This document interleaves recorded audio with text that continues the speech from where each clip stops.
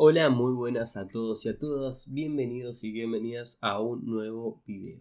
Hoy, siguiendo con esta línea de los últimos videos que venimos subiendo, vamos a hablar del campo de la psicoterapia. Así que si te interesa, quédate y arrancamos. El sufrimiento es una experiencia inherente a la condición humana. Sin embargo, no todas las situaciones penosas o dolorosas justifican la puesta en marcha de un proceso psicoterapéutico. La psicoterapia es un conjunto amplio y diversificado de procedimientos psicológicos destinados a brindar ayuda a las personas cuyo sufrimiento tiene origen en un padecimiento innecesario o discordante con las expectativas correspondientes a la evaluación dentro de un marco cultural determinado. El hombre contemporáneo dispone de muchas ofertas para buscar alivio frente a esas situaciones. La psicoterapia es una entre otras, como por ejemplo los psicofármacos, la asistencia sociocomunitaria, la religión, la acción política, las redes sociales y muchas más. Lo que distingue a la psicoterapia de las otras intervenciones es que se vale precisamente de recursos psicológicos para mejorar la condición de los pacientes. Así lo estableció Freud a principios del siglo pasado en pequeños trabajos que constituyen las primeras presentaciones de un nuevo método terapéutico para el abordaje de las afecciones psíquicas, basadas en el uso de la palabra, entre comillas, espíritu. Concibió dicho tratamiento como un procedimiento científico anclado en un territorio de las prácticas médicas. El psicoanálisis, como llamó Freud a su creación, surgió dentro del paradigma epistémico de su tiempo, pero se presentó como un tratamiento diferenciado respecto de las prácticas dominantes. En su momento fue visto como una forma de medicina alternativa, pues se alejaba del abordaje estándar para las afecciones mentales de esa época, que se basaba en el uso de medicamentos y otras formas de intervención físico-químicas. Como Freud dijo en una conferencia pronunciada en el Colegio de Médicos de Viena en 1904, abro comillas, muchos médicos ven todavía en la psicoterapia un producto del misticismo moderno y la consideran anticientífica e indigna del interés del investigador. Comparada con nuestros medios curativos físico-químicos, cuyo empleo se basa en descubrimientos fisiológicos. Cierro comillas. Los primeros tiempos de la psicoterapia. Una reseña brevísima. Por algunos años, psicoanálisis y psicoterapia fueron sinónimos. Los primeros tiempos no fueron fáciles para el movimiento psicoanalítico, pues debió enfrentar una fuerte resistencia en la sociedad. Además, sufrió rápidas escisiones. Las deserciones de Adler y de Jung dieron lugar al surgimiento de nuevos enfoques terapéuticos. El primero se inclinó por una interpretación más social de la práctica, o sea, Adler, mientras que el segundo, Jung, se orientó hacia una concepción más transpersonal en la que los símbolos, mitos y leyendas ocuparon un lugar relevante. El movimiento psicoanalítico, entre comillas, oficial, conducido por Freud, se sobrepuso a esos y otros abandonos, trabajando arduamente con el afán de lograr el reconocimiento académico y público en la comunidad. Ello se concretó después de la Primera Guerra Mundial, cuando el psicoanálisis ingresó plenamente en la Universidad de Viena.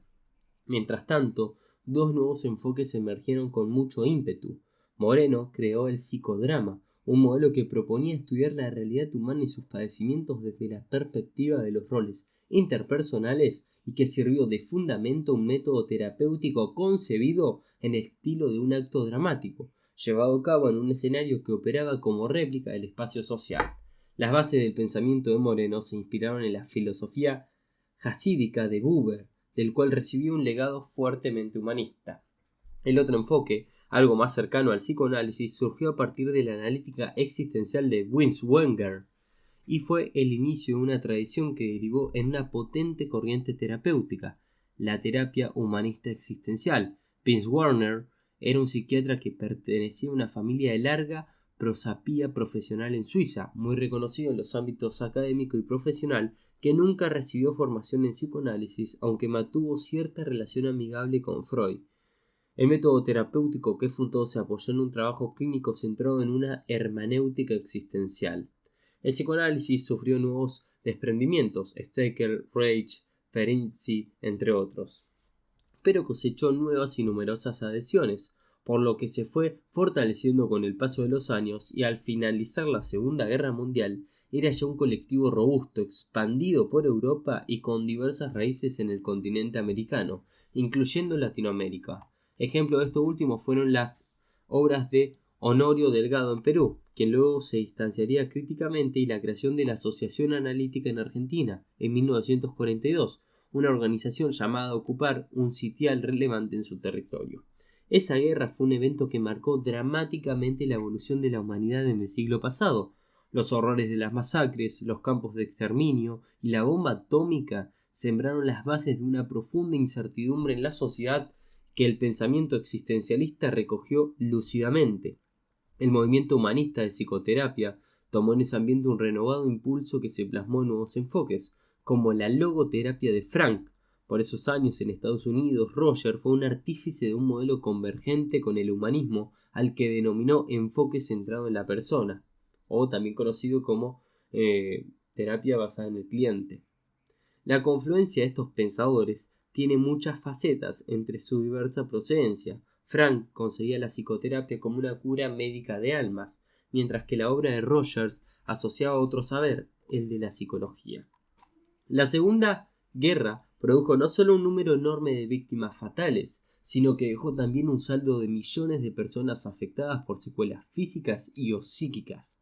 La sociedad decidió hacerse cargo de esa carga y la psicoterapia fue llamada a cumplir un papel crucial en esa labor. Esto implicó la necesidad de incorporar con urgencia un gran número de terapeutas a la tarea asistencial, que hasta ese entonces era ejercida casi exclusivamente por médicos. Estados Unidos encabezó un movimiento que condujo a un cambio de paradigma, la migración disciplinar de la psicoterapia. La psicología y los psicólogos pasó a ocupar rápidamente un lugar preponderante y terminó constituyéndose como el fundamento científico de la psicoterapia, proporcionando las bases teóricas que permitieron construir sus principales técnicas y procedimientos. Como consecuencia de ello, en la segunda mitad del siglo pasado, la psicoterapia dejó de ser una práctica médica y se transformó en una intervención psicosocial. El ámbito natural en el que se radican desde entonces sus programas de formación universitaria son de carreras de psicología, y la mayoría de los profesionales que ejercen recibieron un título de grado y o posgrado en psicología. En consonancia con ello, apareció un nuevo modelo de terapia inspirado en los principios de la psicología básica, el análisis y modificación del comportamiento. El conductismo fue su fuerte y el de él tomó las herramientas conceptuales fundamentales vinculadas con el estudio de procesos de aprendizaje y el papel de condicionamiento en la conducta humana. De la mano de Wolff, Lazarus y Rachman, irrumpió un nuevo enfoque de la psicoterapia, que se denominó terapia de conducta y que se contrapuso radicalmente al modelo psicoanalítico dominante hasta ese momento. El ámbito para el desarrollo de esta terapia dejó de estar en los consultorios médicos y se transportó a los laboratorios de investigación universitarios, junto con cambios sustanciales que tuvieron lugar merced del cambio de metodología utilizada. Psicoanálisis y terapia conductista quedaron rápidamente enfrentadas en varios aspectos. El psicoanálisis se apoyaba en una explicación dinámica de los fenómenos psicopatológicos, postulaba un método de tratamiento que recurría a la libre asociación de ideas, sueños y recuerdos y se centraba en el análisis de la transformación, otorgaba fundamental importancia a las experiencias infantiles y requería un proceso terapéutico con varias sesiones semanales que podría extenderse a través de varios años. La terapia de conducta recorría un modelo explicativo de los síntomas centrado en los mecanismos de aprendizaje, utilizaba procedimientos educativos orientados a facilitar nuevos condicionamientos, donde el terapeuta opera como un instructor. Estaba centrado en el aquí y ahora de la vida del paciente y las intervenciones eran de corta duración. El diván para el psicoanálisis y la conversación frente a frente marcaron las diferencias escenográficas que recibieron diferentes caricaturas, como la del psicoanalista con barba y pipa frente al docente o académico con guardapolvo que representaba al terapeuta de la conducta. La psicoterapia de corte existencial se posicionó de manera equidistante frente a esa contienda. Su lema era ni psicoanálisis ni terapia conductista, y lo singular de su propuesta tomó la forma de algo que ninguno de ellos modelos privilegiaba: el papel de las cuestiones axiológicas y los aspectos espirituales. Los terapeutas humanistas pusieron el acento en la responsabilidad personal, en la autenticidad de la experiencia y los problemas vinculados con la búsqueda del sentido de la vida. Más cerca de la filosofía que de la medicina o la educación, el terapeuta existencial se perfiló como un facilitador, un practicante de la reflexión y del diálogo. La psicoterapia se expande, se multiplican las aplicaciones, proliferan los modelos. A medida que fue transcurriendo la segunda mitad del siglo XX, la psicoterapia, en sus múltiples manifestaciones, fue alcanzando un grado cada vez mayor de reconocimiento social. La demanda crecía aceleradamente y los centros asistenciales aumentaban la dotación de profesionales y multiplicaban la oferta. Las primeras aplicaciones de la psicoterapia se habían concentrado en ayudar a las personas que presentaban trastornos emocionales, fundamentalmente las perturbaciones asociadas con la depresión y la ansiedad. La psicoterapia comenzó a expandirse en gran escala porque logró aceptación en la sociedad y también porque fue diversificando su oferta terapéutica hacia un número más extenso de situaciones clínicas. La mayoría de los trastornos mentales pasaron a ser objeto de sus aplicaciones y luego se extendió hacia terrenos que estaban más allá del campo tradicional de la psicopatología. Las afecciones psicosomáticas fueron un nuevo ámbito que dio lugar a importantes desarrollos. Con el paso del tiempo, la psicoterapia terminaría siendo un componente central de la psicología de la salud y en la actualidad es un recurso habitual para enfrentar cualquier enfermedad física. En otros términos, los expertos arribaron a la conclusión de que todas las enfermedades son psicosomáticas, de manera diversa y en diferentes grados, razón por la cual en todas ellas la psicoterapia puede tener alguna utilidad. Las patologías sociales, las adicciones, los traumas masivos, las perturbaciones vinculadas al desempeño en los diferentes niveles de la actividad humana generaron un nuevo campo de aplicaciones y paulatinamente la psicoterapia terminó siendo lo que observamos en nuestra vida diaria, una práctica ampliamente diseminada a la que recurren personas de todas las edades y condiciones sociales, desde los niños hasta las personas de edad avanzada y en los diferentes estratos de la sociedad.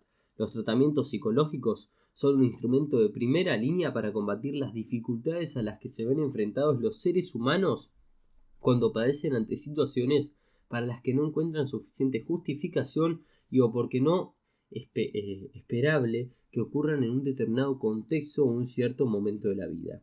El contexto cultural es un factor fundamental a tener en cuenta cuando pensamos en la psicoterapia. En primer lugar, porque los agentes sociales son quienes evalúan la naturaleza del sufrimiento, influyendo de manera decisiva en el modo de juzgar la funcionalidad de la conducta y la experiencia. Las reacciones emocionales son ejemplos muy ilustrativos. La tristeza, el llanto y otros estados asociados son signos que acompañan a la experiencia vinculada con las pérdidas. Los fracasos y las frustraciones bruscas o persistentes si constituyen una expresión en determinados contextos diagnosticamos como depresión. Sin embargo, no en todos los grupos culturales la tendencia dominante de las personas ante estas situaciones negativas produce tales estados emocionales. La diferencia entre grupos occidentales y orientales a este respecto es muy acentuada y en los últimos las tasas de depresión observadas son significativamente menores. Esta singularidad no se restringe a los espacios macrosociales, es también algo propio de pequeños grupos y comunidades. En segundo lugar, la carga cultural se hace sentir de manera muy intensa sobre el andamiaje científico y al mismo tiempo los desarrollos de la ciencia influyen de manera muy potente sobre la sociedad, lo que facilita la aparición de sesgos que muchas veces generan confusión entre los hallazgos y la moda. En los últimos años, situaciones clínicas estuvieron en el centro de la escena, como por ejemplo los ataques de pánico, los trastornos bipolares y los trastornos por déficit de atención en los niños. En esas circunstancias suele ser difícil distinguir entre una elevación real de las tasas de prevalencia y un auge de sobrediagnóstico que puede conducir por momentos a un exagerado incremento de la demanda de psicoterapia. Frente a ello, es conveniente no responder con una oferta inmediata de tratamiento y utilizar el marco de la consulta para revisar los factores ambientales que intervienen en la conformación de la demanda. En pocas palabras, es conveniente que los psicoterapeutas redoblen su atención para afinar los diseños terapéuticos dentro de los límites de lo razonable y de lo posible. En tercer lugar, cada grupo social establece prioridades respecto de los recursos que está dispuesto a movilizar para enfrentar las dificultades que afectan a la población. Esto vale tanto para las decisiones macro como microsociales. Por un lado, tienen relevancia las políticas de salud a cargo de los organismos de gestión que fijan prioridades para la prevención y la asistencia, de las que se desprende la importancia que se le otorga a la psicoterapia en ese terreno. Esto incluye desde las recomendaciones de la Organización Mundial de la Salud hasta organismos municipales que se ocupan de la administración en una pequeña comunidad. La OMS, por ejemplo, señala la psicoterapia y la terapia cognitiva en particular como una de las herramientas eficientes en el campo asistencial. Esta definición ha contribuido a los órganos del gobierno en todo el mundo aumenten las partidas para la asignación de recursos en los centros de atención y en las organizaciones encargadas de la formación y capacitación profesional. Uno de los puntos de la práctica más controversiales en la actualidad está centrada en este punto. A medida que se extiende la asistencia psicoterapeuta, se procura responder a las demandas de un porcentaje mayor de la población. Se vuelve imprescindible regular el presupuesto. Lo que ha venido ocurriendo desde los países más desarrollados hacia el resto de las naciones es una progresiva decisión de la oferta entre el ámbito público y el sector privado. El primero concentrado en una práctica masiva de atención primaria y enfocado sobre situaciones más agudas y que admiten intervenciones de corta duración, mientras que la práctica privada se fue orientando hacia procedimientos más extensos y que requieren abordajes de mayor complejidad. Por último, a nivel de espacio microsocial, tiene mucho interés observar el modo en que cada grupo moldea la demanda de psicoterapia. La familia es un ámbito de observación preferencial. A través de ese foco podemos ver cómo en algunos casos la familia es promotora de la psicoterapia, a veces en exceso, y favorece que sus integrantes recurran a un terapeuta frente a sus dificultades, mientras que otros grupos prefieren volver y resolver los problemas dentro de un propio sistema, dilatando la consulta. Más aún, podemos contrastar en algunas familias la presencia de fuertes pautas culturales opuestas a solicitar ayuda terapéutica para mejorar la condición de uno de los miembros o el funcionamiento del sistema. Los extremos suelen ser condiciones que menos facilitan un cambio sustentable. Precisamente la familia pasó a ocupar un lugar relevante en el escenario psicoterapéutico cuando, siguiendo los principios de la teoría general de los sistemas, irrumpe en la disciplina un nuevo modelo teórico que propone un cambio radical en el abordaje terapéutico. La terapia sistémica planteó un cambio paradigmático al sostener que las personas que presentaban una perturbación franca o una formación sintomática como depresión o ansiedad eran emergentes de un problema o una dificultad propia del ámbito primario al que pertenecían. El paciente identificado, la persona sobre la que se asentaban los síntomas, dejaba de ser el foco de la intervención y en su lugar los terapeutas apuntaban al sistema en el que interactuaba. La familia como un grupo primario atrajo la atención de los expertos y la psicoterapia se dirigió a promover cambios en esa matriz de interacciones con el fin de mejorar la condición clínica. No era la primera vez que la familia era tenida en cuenta como objeto de la psicoterapia. La terapia familiar había asomado como un nuevo dispositivo terapéutico formando parte de la renovación del modelo psicoanalítico original. Además, incluso antes de que apareciera la terapia familiar, había surgido otro método de tratamiento igualmente centrado en dispositivos interaccionales, la psicoterapia de grupo. Estas variantes de la psicoterapia contribuyeron a elaborar un mapa donde no solamente estaban representados una pluralidad de modelos, sino también múltiples dispositivos. Avanzada la década de los 70, la psicoterapia contaba además con la terapia individual, con desarrollo de la terapia grupal, vincular y familiar. Esta pluralidad de enfoques y formatos y dispositivos se justificaba por la extensión de las aplicaciones y consecuentemente se amplió la caja de herramientas hasta conformar un conjunto muy heterogéneo de técnicas terapéuticas. Pero junto con esta expansión también se había instalado en la sociedad un áspero debate respecto de sus beneficios. Tanto los defensores como detractores emitían juicios terminantes, una promesa de soluciones para los graves problemas que afectaban a los seres humanos, que llegaba hasta la convicción de que era posible promover individuos entre comillas sanos a resguardo de nuevas patologías, era la bandera de los partidarios. Sus adversarios, no menos extremos en sus juicios, consideraban que se trataban de una mera charlatanería, una pérdida de tiempo detrás de un juego de sugestiones y prácticas ilusorias que no permitían abrigar ninguna esperanza de mejoría sostenida para los pacientes. En medio de esa turbulencia tuvo lugar un acontecimiento que cambiaría el destino de la disciplina y marcaría un límite divisorio entre la psicoterapia clásica y lo que a partir de ese momento comenzaría a llamarse psicoterapia moderna. Viendo en perspectiva la etapa clásica que abarca desde los inicios hasta la década de los 70, puede dividirse en tres momentos, cada uno de ellos correspondido a aproximadamente un cuarto de siglo. Los primeros 25 años fueron de la fundación de la disciplina, por eso entonces es sinónimo de psicoanálisis, y los intentos por lograr su legitimación social. Entre el 25 y el 50 la psicoterapia, habiendo logrado cierto reconocimiento, logró una expansión que se tradujo en nuevas propuestas: terapia centrada en la persona, terapia gestáltica, terapia de comportamiento, psicodrama, etc. Nuevos formatos y dispositivos como terapia activa de Ferenczi, grupo análisis de Foucault, etc. y nuevas aplicaciones. El psicoanálisis se fue desligando como movimiento y dentro de él aparecieron nuevas propuestas que confrontaban el enfoque ortodoxo: psicología del yo de Hartman, psicoanálisis cultural de Honey y Fromm. El tercer momento de la psicoterapia clásica ocupa el tramo que va desde 1950 hasta la mitad de la década de los 70, casi 20 años. El consumo se multiplicaba ahora en forma acentuada y la psicología pasa a ocupar el rol organizador preponderante de la disciplina. Los modelos teóricos se diversifican, ya sea porque se producen nuevos desprendimientos de los modelos tradicionales o porque aparecen nuevas propuestas, a veces con cierto grado de extravagancia. Terapia del grito primal, por ejemplo. El número de enfoques terapéuticos alcanza varios centenares, lo que contribuye a una fuerte confusión conceptual y una babelización de la disciplina que conspira contra su creciente aceptación social.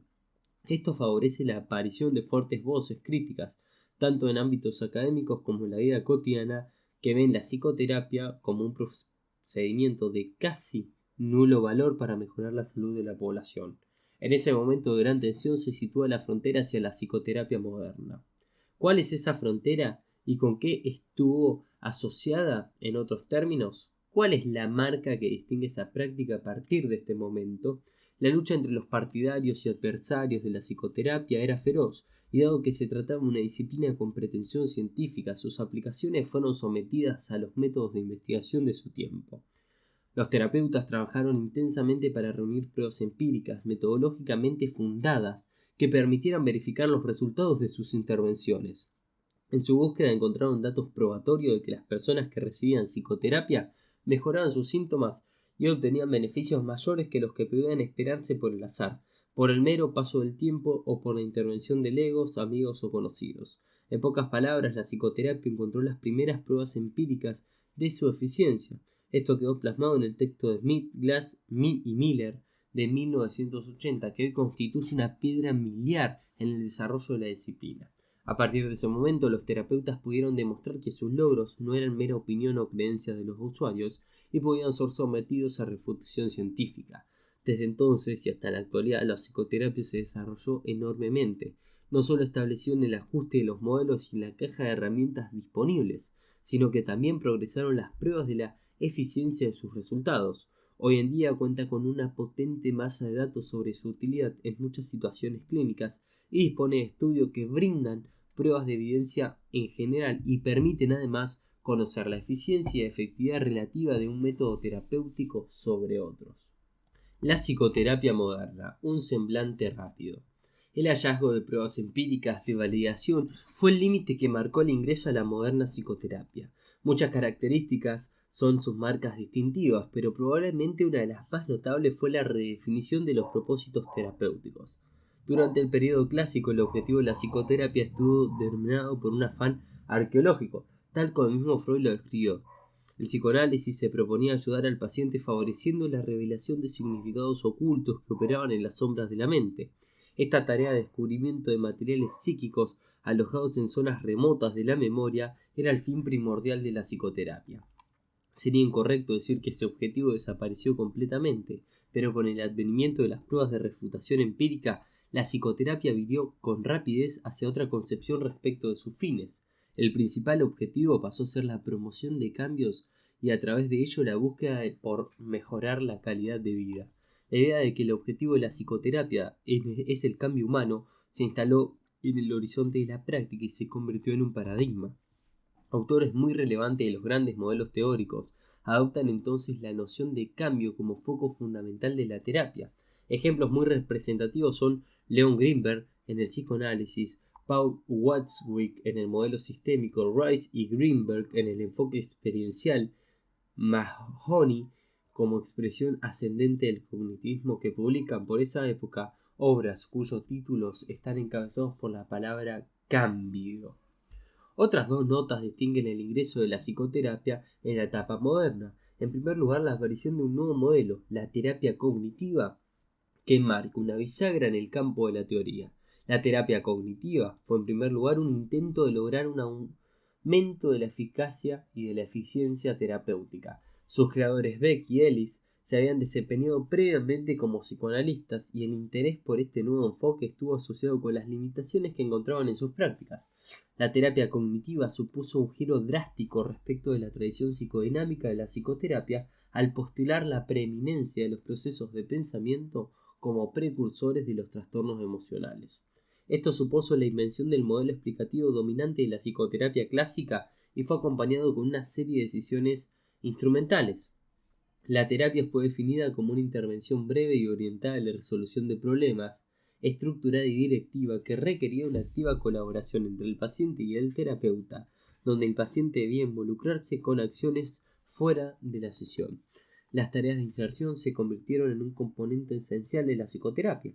Además, la terapia cognitiva reabrió el debate de la teoría sobre el papel de los procesos mentales en el curso terapéutico. El modelo cognitivo, basado inicialmente en el paradigma del procesamiento de la información, introdujo una nueva manera de concebir los trastornos y la manera de abordarlos. Además del enorme impacto de la terapia cognitiva, otro fenómeno de gran impacto afectó el campo de la psicoterapia. Desde diversos ángulos se inició un movimiento destinado a promover la integración de los distintos modelos y enfoques.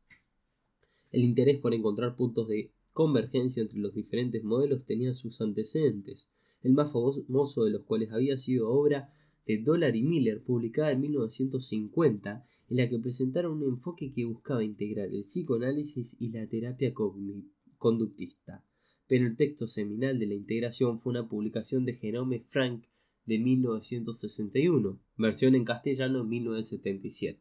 El autor expuso en este texto con particular claridad que en todas las psicoterapias, más allá del enfoque teórico que se utilice, deben estar presentes ciertas características de los terapeutas para lograr un resultado positivo. Llamó a esto condiciones los factores comunes que identificó del siguiente modo. 1. Destacan la importancia de la relación terapéutica y proveen ideas de su fortalecimiento. 2. Brindan esperanza y ayudan a sostener las expectativas del paciente de que logrará ayuda con el tratamiento. 3. Proveen oportunidades para el aprendizaje, tanto cognitivo como experiencial, ofreciendo al paciente una nueva información sobre sus problemas y posibles modos de tratar con ellos. Todas las escuelas acuerdan que el paciente necesita no solo entender algo diferente, sino tener una experiencia que sea obviamente nueva. 4. Facilitan procesos de activación emocional. Esto provee la fuerza para enfrentar cambios en las actitudes y comportamientos. 5.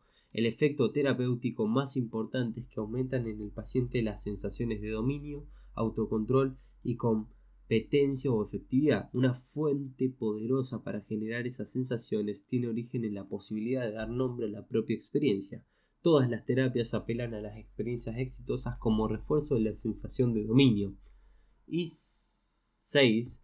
Animan de manera tácita o implícita que el paciente ponga en práctica en su vida cotidiana los cambios y logros ocurridos en el curso de las sesiones. La integración de la psicoterapia fue un movimiento heterogéneo en el que se convergieron autores de muy diversa procedencia, que se organizó formalmente en torno a la Sociedad para la Exploración de la Integración de la Psicoterapia, creada en el 83 y cuyo último encuentro se celebró en mayo de 2010 en Florencia, Italia. Dicha organización funcionó desde los inicios como un pequeño grupo de trabajo que se reúne anualmente para discutir el estado del arte y publica una revista especializada en el tema. Por contraste, el movimiento trascendió notablemente sus alcances, diseminándose extensamente a lo largo de todo el mundo, lo que produjo profundas consecuencias en el territorio de la disciplina. Según Arkowitz, la integración se canalizó a través de 3 direcciones: la corriente de los factores comunes, el eclecticismo técnico y la integración teórica. La primera orientación está representada por todos aquellos aportes que contribuyeron a identificar las variables comunes a todas las psicoterapias que tienen efectos positivos sobre los resultados terapéuticos. El eclecticismo técnico se refiere a los enfoques cuya propuesta terapéutica consiste en reunir elementos técnicos procedentes de diferentes modelos terapéuticos con un fin, ¿cuál? El elaborar procedimientos capaces de potenciar los esfuerzos y efectos positivos de la intervención. La terapia multimodal de Lazarus es un ejemplo muy característico. El único requisito al que responde un abordaje ecléctico es el de identificar procedimientos técnicos que permitan incrementar la eficacia terapéutica. Esta corriente se basa en el hecho comprobado de que las técnicas pueden aplicarse exitosamente dentro de modelos diferentes a los que dieron origen, siempre que se respeten las reglas de su implementación, debido al elevado poder de la transferencia interteórica que representan. La ventaja de un enfoque ecléptico en su facilidad para organizar el diseño terapéutico, pues no requiere de una redefinición teórica o la construcción de un nuevo modelo. La desventaja es que pueden aplicarse procedimientos de baja consistencia teórica susceptibles de generar confusión en la toma de decisiones. La integración teórica supone un paso más complejo. Consiste en elaborar un nuevo modelo que articule en alguna estructura teórica de orden superior determinados principios procedentes de diferentes enfoques con el fin de formalizar un esquema de intervención más amplio, capaz de operar con una perspectiva más abarcadora en el espacio terapéutico. Su ventaja es la capacidad de abordar diferentes situaciones clínicas y diversos niveles de funcionamiento psíquico desde un punto de vista sintético, mientras que la desventaja radica en los problemas epistemológicos que implica un intento de semejante complejidad. Hace tiempo que muchos psicoterapeutas suelen decir que utilizan, cuando se les pregunta por su orientación, alguna forma de abordaje asociado a la integración. En 1986, cuando iba tomando forma el movimiento, Norcross sostenía, al editar el primer manual de psicoterapia ecléptica, que entre un tercio y la mitad de todos los terapeutas en ejercicio adscribían alguna de sus modalidades. Desde ese entonces, este fenómeno se ha ido consolidando y cada día más terapeutas han ido pasando a enrolarse en este movimiento, aun cuando no se concrete como una decisión formal y académica. Los terapeutas tienden a ser integrativos, porque lo que efectivamente ocurrió es que con el paso del tiempo, ninguno de los modelos tradicionales ha podido demostrar una superioridad definitiva sobre los demás. En realidad, al acumularse una mayor cantidad de pruebas empíricas sobre la eficiencia terapéutica, es la terapia cognitiva a la que le corresponden la mayoría de esas pruebas. No obstante ello, tampoco es legítimo decir que la terapia cognitiva como modelo probó ser superior a los demás, sino que demostró superioridad en determinadas aplicaciones particulares para poblaciones clínicas específicas. Ciertamente este hecho no es algo menor. Por otra parte, la terapia cognitiva, por ser un enfoque que ha revelado el carácter procesal de la terapia, se ha mostrado permeable a favorecer muchos enfoques integrativos, con ejemplos tan diversos como la terapia cognitivo-analítica, la terapia cognitivo-existencial, además de haber dado lugar a la articulación con la terapia de conducta, lo que es la variante más difundida, la terapia cognitivo-conductual. La integración de la terapia cognitivo con la terapia sistémica se produjo de manera casi natural, pues ambas tenían dos propósitos en común: los objetivos de la terapia fijados alrededor de la resolución de problemas y la prioridad de los tratamientos a corto plazo. Ambos modelos resultaron complementarios, aunque con la evolución de la terapia cognitiva se mostró más potente en lo teórico y subminó buena parte de los desarrollos sistémicos. La búsqueda de la evidencia, un nuevo escalón.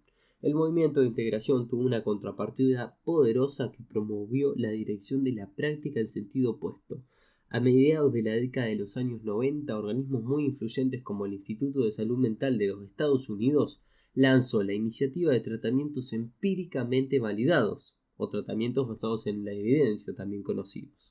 El propósito de dicha iniciativa era promover programas de tratamiento en la línea de la medicina basadas en la evidencia, un movimiento que se había instalado en el campo de la salud con el propósito de regular las prácticas y tomar decisiones respecto a costo-beneficio de las intervenciones. Aplicado al campo de la psicoterapia, el programa basado en la evidencia persigue el objetivo de elaborar programas de tratamientos que tengan pruebas metodológicamente sustentadas respecto de la eficiencia que puede obtenerse con su aplicación.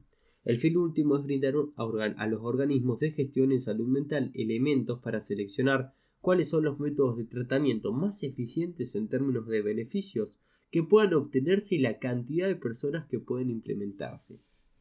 Para que una psicoterapia tenga estándares de calidad basados en evidencia, es necesario que cumpla 3 requisitos. Debe consistir en un programa diseñado para el tratamiento de trastorno específico. Se toman como referencia los trastornos identificados en el DSM o el ICD. B. Debe aplicarse de acuerdo con un manual de tratamiento que todos los profesionales deben implementar de manera estricta. Y C. debe ser sometida a pruebas empíricas de resultados cuya calidad depende del nivel de complejidad de los requisitos observados en la investigación. Los programas más calificados son aquellos que se someten a estudios con muestras aleatorizadas y controladas y que son realizados por al menos 2 grupos de investigación independientes. Los manuales de tratamiento se diseminaron rápidamente, especialmente para aquellos trastornos más focalizados que estaban agrupados en torno al eje 1 del DCM. En los que alcanzaron mayor difusión se encuentran los que estuvieron destinados al trastorno de pánico, de la ansiedad social y del TOC. En pocos años el número de manuales había crecido exponencialmente y los sistemas de salud se aferraron a esa propuesta para sostener sus prácticas. Los trastornos más complejos, como las disfunciones de la personalidad, resultaban mucho más difíciles de abordar con esos programas, aunque la presentación de la terapia dialéctico-conductual para el trastorno de personalidad límite adquirió rápida notoriedad. El antagonismo entre defensores de la integración y los propulsores de los manuales de tratamiento se extendió durante los últimos 15 años. En cierta manera, ambas posiciones tuvieron sus aciertos. Las pruebas en relación con la evidencia terapéutica progresaron, permitiendo identificar un número creciente de abordajes eficaces para un número cada vez mayor de situaciones clínicas. Hoy en día contamos con una amplia base de datos que informa cuáles son esos tratamientos. Por otro lado, los tratamientos específicos mostraron limitaciones y potenciaron la necesidad de encontrar enfoques terapéuticos más amplios e integrativos. Durante ese periodo, la psicoterapia logró una expansión excepcional. Su consumo se incrementó notablemente al aumentar su efectividad en el tratamiento de los trastornos psicológicos más frecuentes, la depresión y la ansiedad.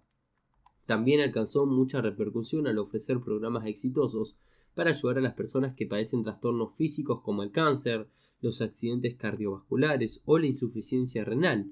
En algunas condiciones clínicas más refractarias como los trastornos alimentarios, las perturbaciones obsesivos-compulsivas y las conductas parasuicidas, la psicoterapia, muchas veces en el contexto de un tratamiento más amplio, ha comenzado a probar su utilidad, incluso en situaciones más severas, como en el caso de los trastornos psicóticos, constituye un componente que colabora activamente en la repercusión del paciente.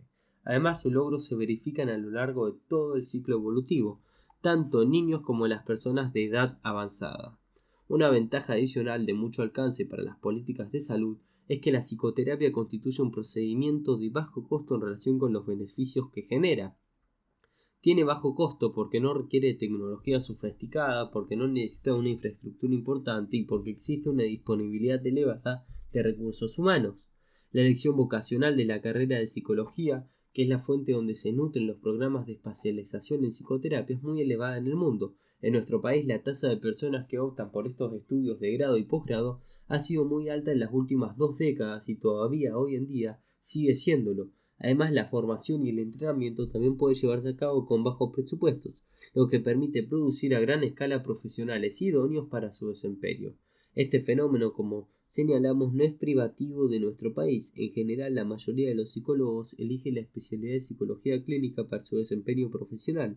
Al mismo tiempo, cada vez existen en más países programas de residencia para los que optan por esta especialidad, lo que contribuye a optimizar la formación de posgrado y favorece la inserción de los candidatos en el sistema de salud. En nuestro país se han hecho significativos avances en esa dirección. Una de las circunstancias que más ha contribuido a la expansión de la psicoterapia es el valor que tiene como intervención primaria en muchas situaciones críticas, tanto en el campo médico como en el terreno social y ocupacional. La psicoterapia, como intervención asociada a la evolución de muchas enfermedades, tiene la propiedad de reducir la cantidad de prácticas, por ejemplo cirugías, el número de internación, la cantidad de medicamentos y de estudios complementarios. También la psicoterapia ayuda a que las personas tengan un mejor desempeño en la actividad laboral y puedan desarrollar mejores habilidades para la convivencia social. En el terreno educativo favorece los procesos de aprendizaje y ayuda a pulir las competencias de los alumnos. En el otro extremo, es un recurso de gran utilidad para facilitar un buen tránsito de las personas que enfrentan el retiro laboral, reduciendo las alteraciones depresivas intensas que suelen ocurrir en estas circunstancias. Esta notable expansión terminó configurando un territorio de enorme diversidad y fomentando la certeza de que la psicoterapia es un conglomerado de procedimientos, un menú variado de opciones, y que no existe una psicoterapia, sino diversas aplicaciones posibles para cada situación clínica. Un variado repertorio de dispositivos, formatos y técnicas conviven dentro del campo, disponibles para hacer frente a un extenso repertorio de demandas. Los dispositivos más frecuentes son la psicoterapia individual, vincular, familiar y grupal y sus posibles combinaciones. Existen otros menos habituales, como el modelo de asamblea en el marco de las comunidades terapéuticas para pacientes con trastornos muy severos y o adicciones. Los formatos se desdoblan en tratamientos de corta, mediana y larga duración, con diseños que oscilan entre objetivos altamente focalizados hasta objetivos de gran amplitud. Las técnicas constituyen una caja de herramientas de gran vastedad. Por lo general, las técnicas se identifican con los modelos teóricos que le han dado origen. Entre los ejemplos más representativos pueden mencionarse herramientas psicodinámicas como la asociación libre y la interpretación, comportamentales, exposición, ejercicios conductuales, cognitivistas como reestructuración cognitivo y modelado, experienciales, la silla vacía, psicodramática, juego de roles, sistemáticas, escultura, genograma, etc. Principios para la unificación de la psicoterapia. La ola de evidencias a favor de los factores comunes y la certeza de que ningún modelo es definitivamente superior a los demás impulsa una nueva concepción en el diseño de abordajes terapéuticos. Hoy no caben dudas de que ciertos componentes deben estar presentes en todas las psicoterapias, más allá del enfoque teórico en el que se ascriba para garantizar un mínimo de eficiencia. Por ejemplo, es necesario que el terapeuta disponga de una adecuada cuota de empatía con el paciente que esté en condiciones de brindarle un ambiente de seguridad y confianza que habiliten en el paciente la vivencia que sea escuchado y comprendido en su demanda, como paso previo para la intervención que procure generar algún cambio en su vida. Este hecho, sumado al hallazgo de que las técnicas admiten una elevada transferencia entre modelos, indujo a los terapeutas a pensar la existencia de ciertos principios básicos como variables responsables del proceso terapéutico. Los expertos comenzaron a explorar cuáles son los principios que hacen que la psicoterapia funcione. Para ello tomaron distancia de los modelos tradicionales que proporcionaban un abordaje que recibió la denominación de psicoterapia centrada en el ajuste terapeuta-paciente. La psicoterapia basada en principios sostiene que la necesidad de organizar los diseños de intervención, más allá de cualquier modelo teórico, sobre la base de hipótesis que, ateniendo al conjunto de variables genéricas que conforman la demanda, pueden aplicarse de manera singular a cada paciente. Algunos de esos modelos alcanzaron mucha difusión, como el modelo de dosis-respuesta desarrollado por Howard en Chicago, el sistema de Lambert en Utah, el Systematic Treatment Selection desarrollado por Beutler en California, el modelo de Hams-Cody desarrollado en Stuttgart y Core de Buckham en Gran Bretaña. La generalidad que supone el hecho de no estar atados a ningún enfoque teórico en particular y la posibilidad de extenderlos a contextos clínicos muy diversos contribuyó a una rápida diseminación de estos enfoques. Algunos tuvieron gran impacto al ser adoptados por sistemas de salud que se ocupaban de grandes poblaciones. Los sistemas desarrollados por Lambert y Buckham han sido especialmente exitosos en este sentido. El contrapeso de todas las ventajas que aportaron está dado por el hecho de ser modelos de enorme complejidad en su aplicación, que exigen tener en cuenta números muy elevados de variables y requieren, por lo tanto, un entrenamiento complejo de los terapeutas para manejar correctamente la amplitud de factores considerados.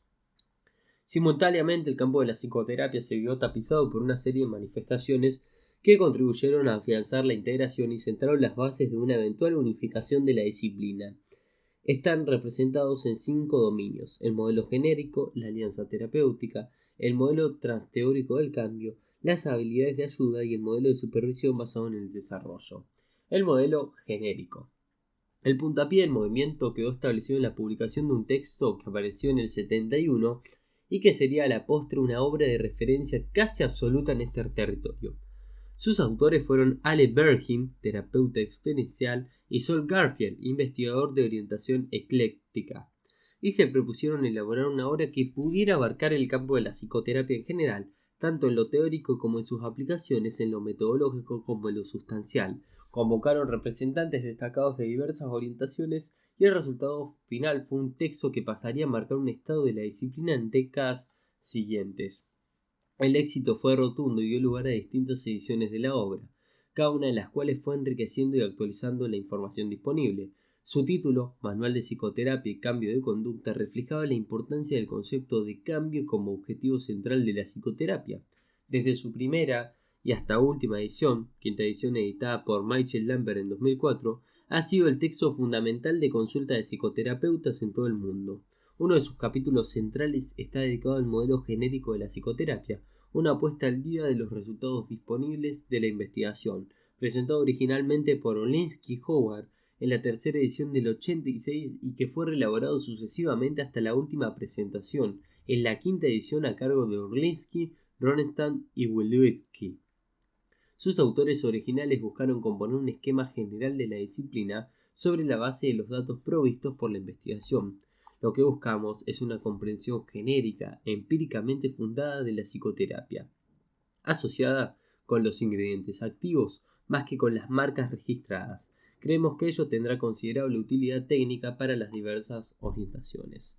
El modelo genérico, como dice su nombre, es un mapa general de los componentes de la psicoterapia. Ha sido preparado como una suerte de anatomía del proceso psicoterapéutico y permite, por ende, localizar todos los elementos que intervienen en un acto de psicoterapia. Según el modelo, la psicoterapia es un proceso en el que convergen la demanda de los pacientes que buscan ayuda con la oferta que brindan los servicios de salud respectivos y el cuerpo de profesionales especializados.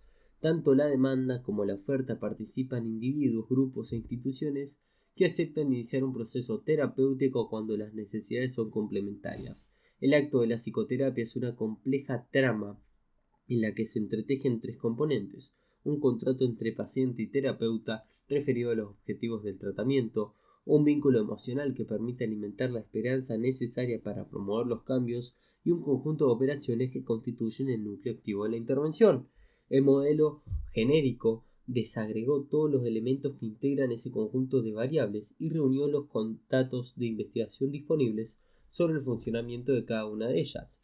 Consultando la información reunida en el modelo, cualquier terapeuta puede acceder a un mapa que describe la estructura formal de la psicoterapia y el grado de conocimiento alcanzado por cada una de las variables. Esto permite acceder más allá de la orientación teórica con que cada terapeuta se identifique al estado del arte de cada uno de los componentes, lo que brinda una solvente base para la confección de diseños terapéuticos. La alianza terapéutica. Una segunda línea de contribuciones a la integración ha sido desarrollada en torno a la alianza terapéutica. De hecho, la AT, alianza terapéutica, es un componente nuclear del modelo genérico y ha sido estudiada muy especialmente, pues se encontraron reiteradas pruebas de que constituye el mejor predictor de los resultados de la terapia. Numerosos autores han contribuido a investigar este constructo fundamental de la disciplina, que fuera definido en el 79 por Bordin como la articulación entre tres elementos: un vínculo interpersonal que presenta características particulares, los objetivos del tratamiento y los medios a través de los cuales se esperan alcanzar dichos objetivos. Entre los desarrollos más relevantes se encuentra la ingente tarea llevada a cabo por Horvath, quien no solamente sintetizó en buena medida los conocimientos en el tema, sino que contribuyó de manera destacada elaborando un instrumento para su evaluación, que se ha convertido en la prueba más difundida para estos fines. Hoy en día no caben dudas en que la AT es un factor decisivo para lograr un resultado exitoso, y aunque con ella no basta, sin ella es vano e imposible esperar logros en la terapia.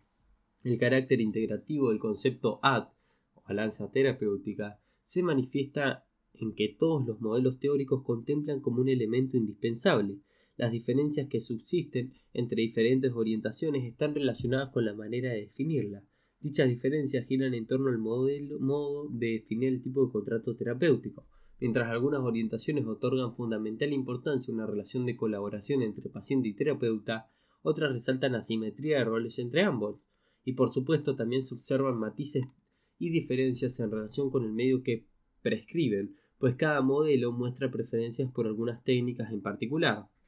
Con respecto al vínculo, aunque obviamente sus características están moduladas por cada enfoque, todas coinciden enfáticamente que se impone una relación de empatía con el paciente y de confianza mutua a lo largo del proceso. Un modelo transteórico del cambio. Un tercer aporte al movimiento de integración es el modelo transteórico del cambio, creado por Prochaska y desarrollado con la colaboración de Dick Clemente y Norcross. Fue elaborado inicialmente con el propósito de identificar la disposición al cambio de las personas afectadas por adicciones como el alcoholismo y el tabaquismo, pero luego se desarrolló como un modelo general para describir los estadios de cambio por los que atraviesan las personas, tanto en la vida cotidiana como en las situaciones que reciben la ayuda de un terapeuta. Como lo indica su nombre, es un modelo transteórico, es decir, que puede aplicarse a cualquier enfoque teórico. Su idea central es que las personas atraviesan una serie de estadios sucesivos de disposición para el cambio y que la capacidad para concretar dicho cambio depende de que el individuo se encuentre en el escalón adecuado de esa serie. Cuando ello no ocurre, la persona no conseguirá cambiar, o incluso no lo intentará, aun cuando los demás compartan la opinión de que es algo muy conveniente para ella. El modelo identifica 6 estadios, el primero de los cuales corresponde a la fase precontemplativa y señala el momento en el que el individuo no está preparado para emprender ningún cambio, aun cuando está frente a grandes dificultades o se encuentra en un estado clínico muy perturbado. Las personas que se encuentran en esta situación no suelen ser conscientes de la perturbación que los aqueja y rechazan la oferta de ayuda terapéutica cuando se les sugiere. Además, si concurren a una consulta, suelen buscar con ello probar que el tratamiento no es bueno para ellos. Es conveniente eludir el inicio de un proceso terapéutico con estas personas, pues no solamente no los favorece, sino que constituirá una fuente adicional de resistencia. Esta decisión puede resultar poco comprensible, en primera instancia, para otros, quienes insistieron en la recomendación de iniciar una terapia, pero el terapeuta debe mantenerse firme esperando que se presente una ocasión más favorable. Las etapas siguientes identifican distintos momentos a lo largo de los cuales el paciente conquista la voluntad para emprender un cambio. Comienza la fase contemplativa, donde el paciente toma conciencia de su dificultad o su trastorno y piensa que un cambio puede ser positivo para él, pero no se ve todavía en condiciones de enfrentar la situación. Las fases siguientes son las de preparación, acción y mantenimiento, que se expresan de manera sucesiva en la disposición a enfrentar el cambio, la puesta en marcha de las acciones para lograrlo y el momento en el que se debe encarar la prevención de las eventuales recaídas. El último estadio, la terminación, señala el momento en que la persona desarrolla la vivencia de haber superado plenamente su problema. Apoyándose en el modelo transteórico del cambio, Miller y Rognick presentaron la entrevista motivacional, un método basado en el enfoque centrado en el cliente de Roger, tendiente a fortalecer la motivación al cambio de las personas que buscan ayuda. El objetivo principal es resolver la ambivalencia presente en muchas personas que enfrentan dificultades y que oscilan entre querer cambiar y resistirse al cambio.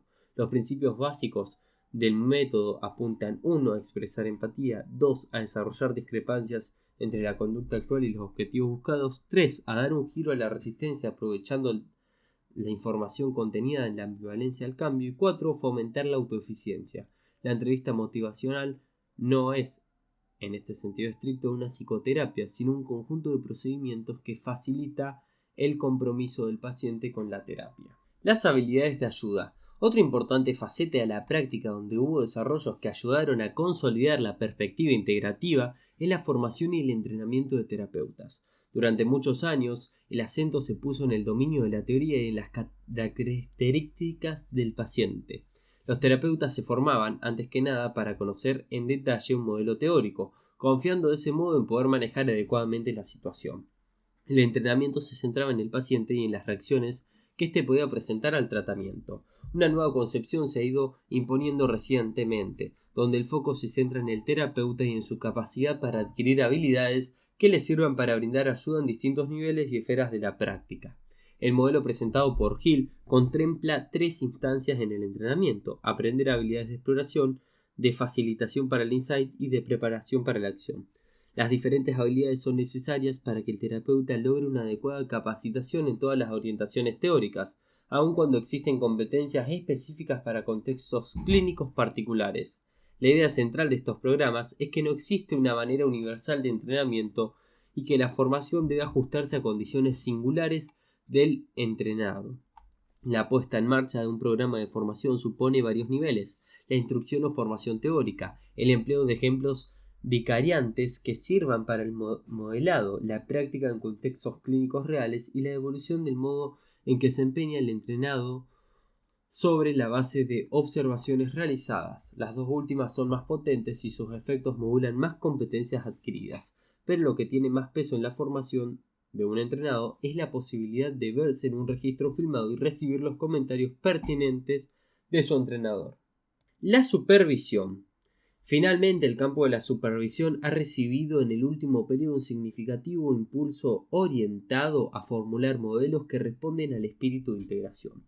El más característico de estos enfoques es el modelo basado en el desarrollo del supervisado, de Stoneberg y McNeil en 1997. Las notas salientes de este modelo son dos. A.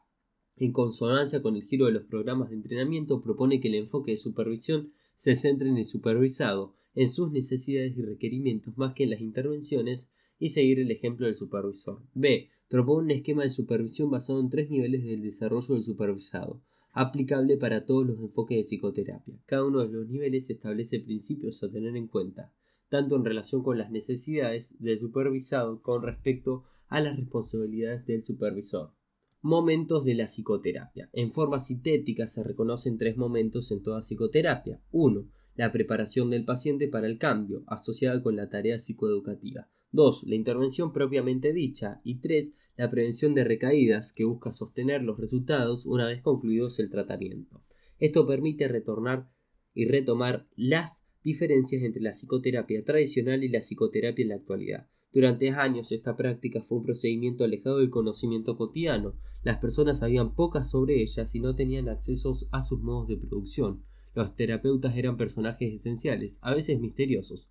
Hoy en día se ha convertido en algo habitual, donde la opinión pública penetra, interviene, cuestiona y el consumidor reclama sus derechos, ya sea en forma personal o a través de organizaciones representativas. Los terapeutas a su vez se han vuelto figuras públicas y su labor puede observarse en vivo a través de cámaras o recorriendo filmaciones.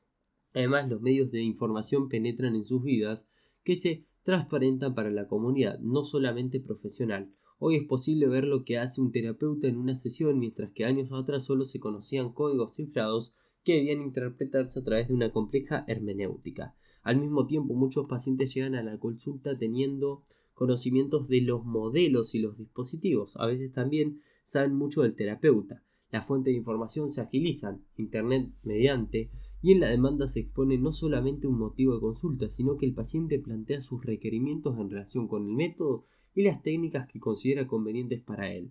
Con mucha frecuencia el consultante ha tenido experiencias previas de psicoterapia, otra importante diferencia con respecto a lo que ocurría 30 años atrás, cuando los terapeutas recibían a personas que en su mayoría realizaban una consulta por primera vez. Rara vez es necesario hoy en día explicarle a un paciente en qué consiste la primera entrevista, aunque cuando sea la primera para él.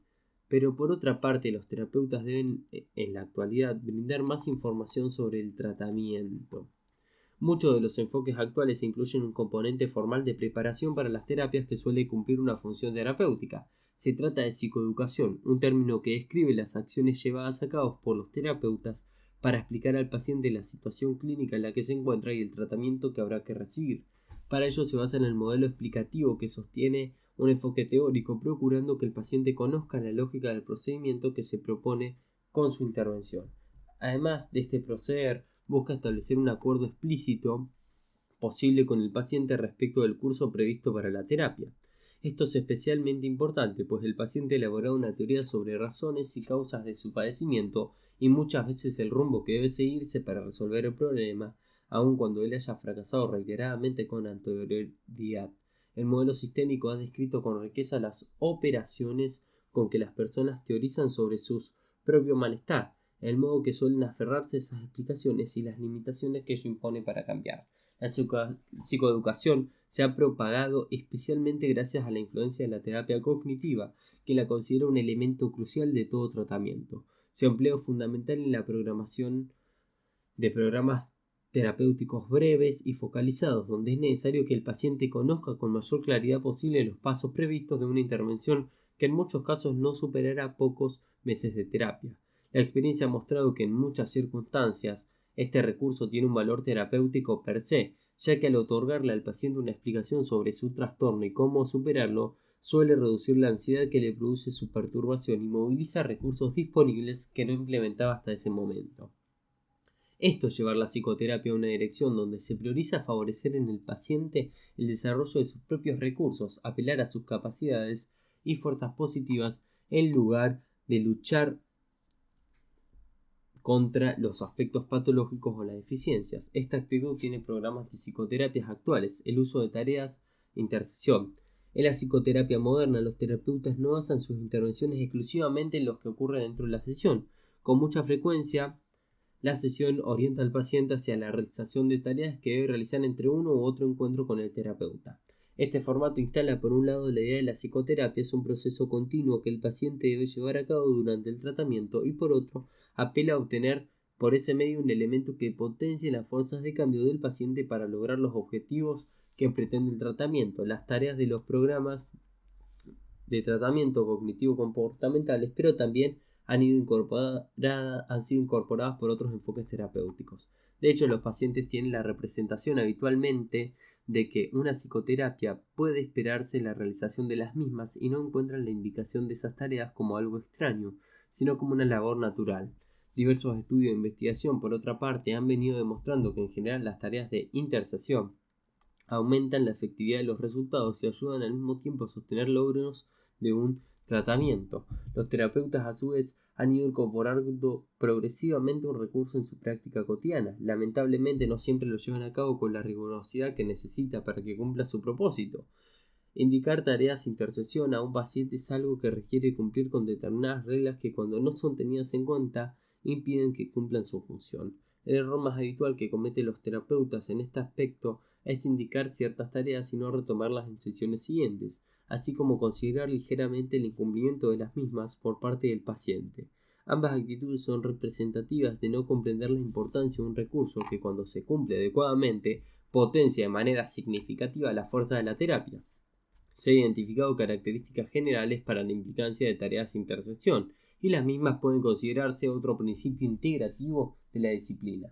Para terminar este largo episodio y capítulo del libro, vamos con las recomendaciones básicas para el ejercicio de la psicoterapia. 1. La psicoterapia suele brindar beneficios a los pacientes, pero ello no siempre ocurre. Existe la posibilidad de que sus efectos sean iatrogénicos y es necesario hacer esfuerzos para evitarlos.